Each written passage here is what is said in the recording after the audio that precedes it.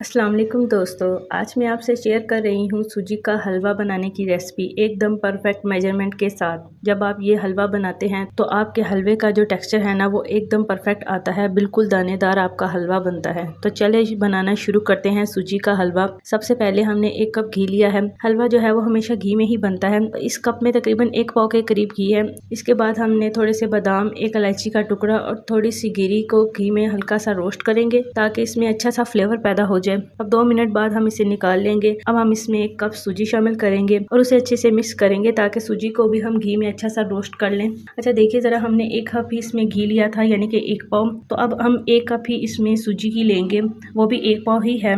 और 1 कप ही यानी 1 पाव ही हम इसमें चीनी की लेंगे। जितने हमने घी और सूजी को लिया है इतना ही हम इसमें चीनी शामिल करेंगे। वैसे चीनी की आपकी मर्जी है, अगर आप चाहे तो अपने जायके के मुताबिक चीनी को ज़्यादा कम कर सकते हैं, लेकिन ये दोनों चीज़ें बिल्कुल परफेक्ट मेजरमेंट के मुताबिक होनी चाहिए। अब सूजी का कलर जो है वो हमने बिल्कुल चेंज करना है, ऐसा बिल्कुल भी वाइट नहीं होना चाहिए। और ये देखिए कैसे सूजी का कलर बिल्कुल चेंज हो चुका है, वाइट से बिल्कुल ब्राउन हो चुकी है। अब हम इसमें फ्राई किए हुए बादाम वगैरह शामिल करेंगे और इसको अच्छे से मिक्स करके 1 कप इसमें चीनी की शामिल कर देंगे और इसको अच्छे से मिक्स करेंगे। अब फ़ौरन ही हम इसमें 2 गिलास के करीब पानी शामिल करेंगे।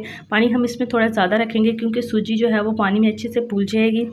अब इसको अच्छे से मिक्स करने के बाद पानी में उबाल आने देंगे। अब देखिए ज़रा, पानी में उबाल आ चुका है। देखिए सूजी भी कैसे अच्छे से फूल रही है। अब हम इसे थोड़ी देर और पकाएंगे ताकि ये थोड़ी सी गाढ़ी हो जाए। यहाँ आपकी मर्जी है कि अगर आपको ज़्यादा पतला हलवा पसंद है तो फिर आप फ्लेम को बंद कर दें और आपका हलवा बिल्कुल तैयार है। लेकिन अभी हम इसको थोड़ा सा और पकाएंगे ताकि ये थोड़ी गाढ़ी हो जाए।